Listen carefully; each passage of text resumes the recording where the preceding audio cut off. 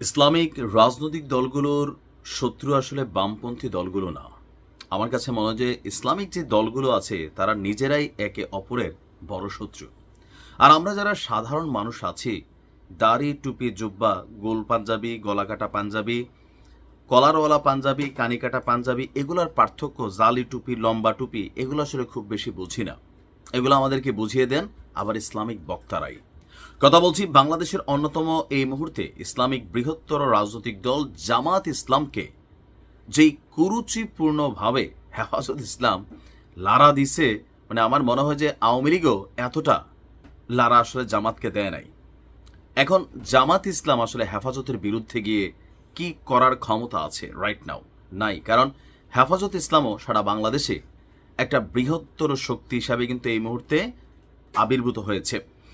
হেফাজত ইসলামের বাংলাদেশের আমির যিনি আছেন, প্রবীণ ব্যক্তি আল্লামা শাহ মহিবুল্লাহ বাবুনগরীর এই বক্তব্যের পর জামাতের রিয়াকশন কি হয় সেটা দেখার অপেক্ষায় আছি।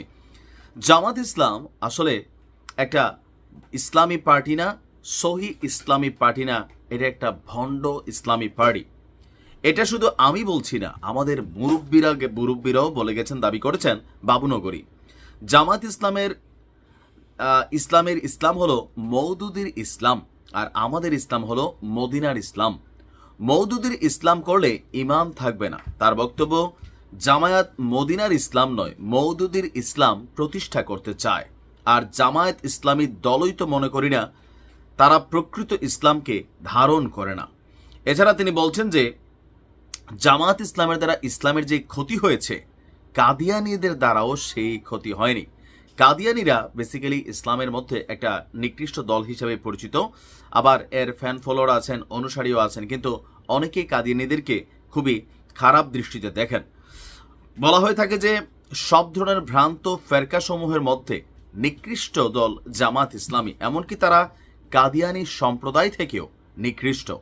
হেফাজতের কেন্দ্রীয় নায়েবে আমির নানুপুর ওবাইদিয়া দরবারের পীরে কামেল আবাই, বহুত লম্বা চূড়া আর ডায়লগ, আচ্ছা যাই হোক, এখানে অনেকে উপস্থিত ছিলেন। এখন এই বক্তব্যের পর জামাত ইসলামের কর্মীরা ফেসবুকে হেফাজতের পোস্টমর্টেম করে দিচ্ছে, আর হেফাজতের কর্মীরা জামাত ইসলামের রফা দফা করে দিচ্ছে, আর আমজনতা বা বাম জনতা তারা সকলে মিলে মজা নিচ্ছে।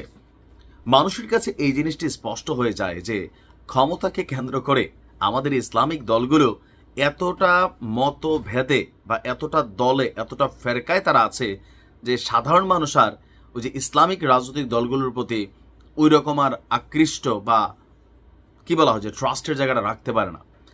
একটা বাংলাদেশেই 200-র উপরে ইসলামিক কমিউনিটি আছে, দল আছে, যেখানে দাঁড়াইয়া মোনাজাত হবে নাকি বৈশা মোনাজাত হবে, হাত কি নাভিতে ধরবেন নাকি বুকে ধরবেন, আমিনকে জোরে বলবেন নাকি আস্তে বলবেন, তারপরে হচ্ছে মিলাদ কি পড়বেন নাকি পড়বেন না, 40-এ কি করবেন নাকি করবেন না। আবার ওই মানে নিজেদের পাণ্ডিত্য বা নিজেদের আধিপত্যকে জাহির করতে বিভিন্ন ফতুয়া বিভিন্ন জন বিভিন্ন সময় দিয়েছেন, আর এগুলো করে প্রকৃতপক্ষে ইসলামের পোস্টমর্টেম করেছেন আমার কাছে মনে হয় ইসলামিক রাজনৈতিক দলগুলো। হেফাজত বনাম জামাত, এই লড়াই যেটা শুরু হয়েছে সেখানে কার আধিপত্য আসলে টিকে থাকবে সময় বলে দিবে। ভালো থাকো।